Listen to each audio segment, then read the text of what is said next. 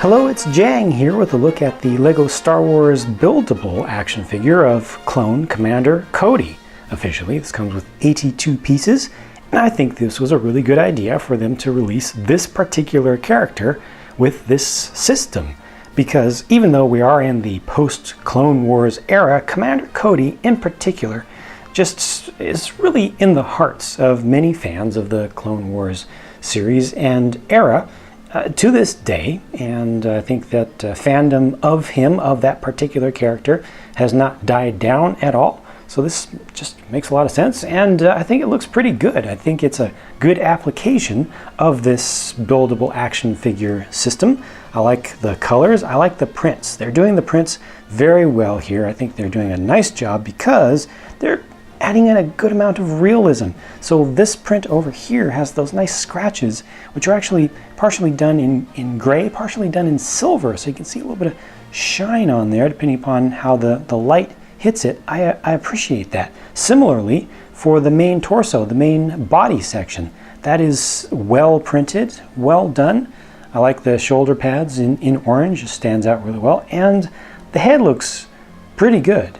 It's not too comic, not too comedic in its proportions and scaling. That's all one piece up there. It is maybe just a little bit tight in the tolerances, the way this worked out with this large body piece. It is not able to turn it's not able to rotate down towards the front. It's able to look up, but it's just not able to look down. Just a little bit of limitation there. Also, when it turns to the side, I think he has to actually look up just ever so slightly in order, but I think that's an okay look. That works pretty well. I prefer having a little bit too little gap rather than too much gap. Does have his antenna over here on the side. You can kind of angle that just a little bit, and the figure I think does look good from just about every angle. Even though it is a relatively simple build, this one that's based on just an existing single torso skeleton piece, and you do get the gaps in here. They do put some pieces on the back with those Technic panel pieces, the small ones. Small little armor piece here. The least nice thing about this entire figure is definitely how the backs of the legs are completely exposed, and with the white color of the armor for all of these troopers, you know, the white main color, you just get so much, not just contrast, but also light really showing through in the holes, the Technic holes there. It really makes that stand out. So this is not one of the better looking figures from the back compared to the others, but still for the system that they're using here, I think this is pretty well executed. And for for one of the cheaper, smaller figures, of course, it has all of the articulation, all of it, and this one actually only uses a friction adder joint down at the base, so just here for the foot, and that gives you just so much range and makes it very easy to move these legs quite a bit, and your arms can move as much as you want it to. I mean, look at that, he's able to reach back behind and scratch the back of his head, adjust his antenna.